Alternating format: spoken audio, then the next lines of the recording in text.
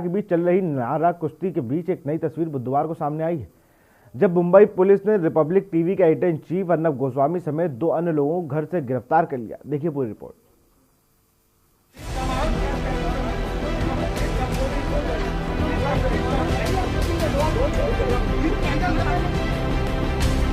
महाराष्ट्र में मीडिया और सरकार के बीच चल रही नूरा कुश्ती की एक नई तस्वीर बुधवार को सामने आई, जब मुंबई पुलिस ने रिपब्लिक टीवी के editor in chief Arnab Goswami समेत 2 अन्य लोगों को घर से गिरफ्तार किया।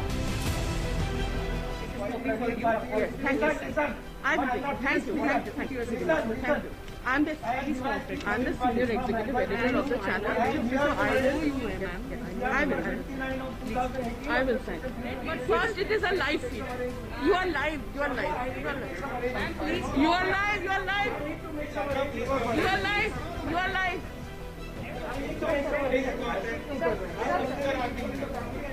This is white collar.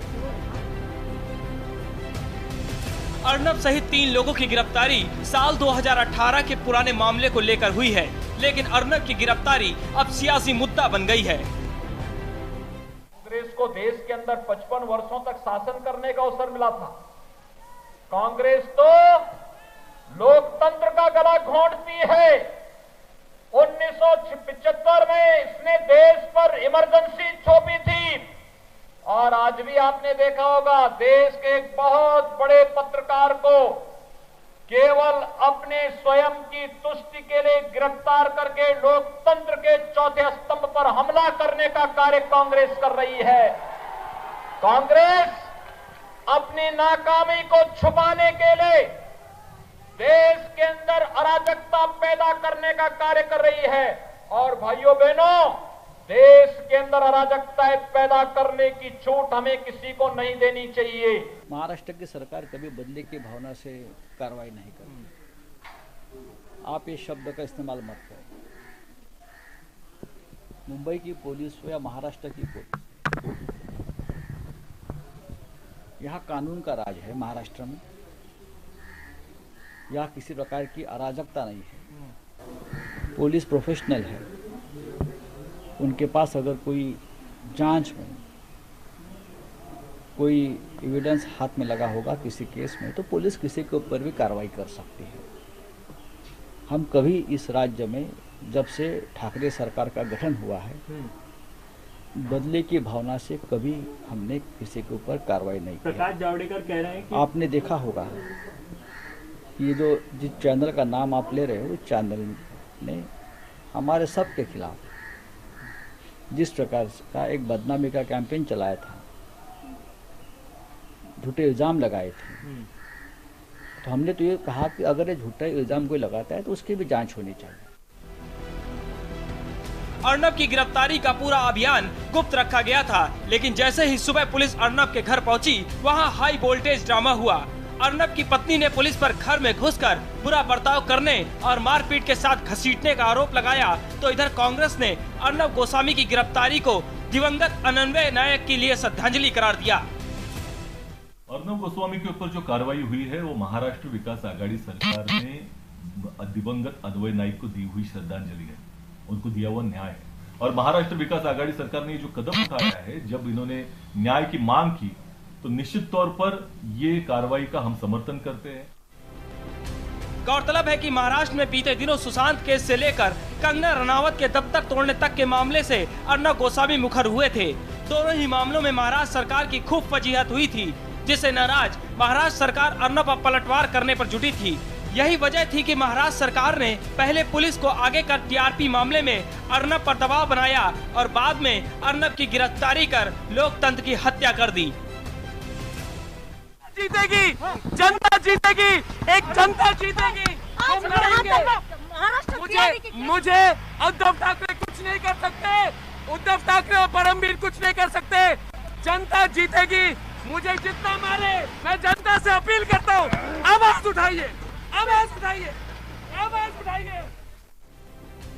Media जो देश का चौथा स्तंभ है, उसे अपनी बात रखने, मुद्दों को उठाने का पूरा अधिकार है, लेकिन महाराष्ट्र में आज जो कुछ हुआ, उसने इंदिरा गांधी के शासनकाल में 1975 में लगी इमरजेंसी की यादें ताजा कर दी। आपातकाल के काले दिनों में जब प्रेस को बेड़ियों में जकड़ दिया गया था, वो तस्वीर 4 नवंबर 2020 में मुंबई में दिखाई पड़ी, जिसे देखते हुए देश के कानून मंत्री से लेकर बीजेपी ने भी महाराष्ट्र सरकार को सवालों के कटघरे में खड़ा कर दिया। JP movement and thereafter, when Congress party imposed emergency, we also fought for freedom of press. The media has got the right to ask questions. लोकतंत्र का गला घोंट दिया गया। देश के प्रतिष्ठित पत्रकार श्री अर्नब गोस्वामी जी के खिलाफ कांग्रेस के इशारे पर यह बर्बर कार्रवाई की गई। कांग्रेस की कुत्सित मानसिकता एक बार फिर सामने आई। ये वही कांग्रेस है जिसने इमरजेंसी में लोकतंत्र को कुचला था। काला दिन है। जिस तरीके से हमारे रिपब्लिक चैनल के editor in chief Arnab Goswami को गिरफ्तार किया गया है, वह बताता है कि कांग्रेस की मानसिकता और महाराष्ट्र सरकार की मानसिकता किस तरीके से प्रजातंत्र का गला घोटने पर उतारू है और आमदा है।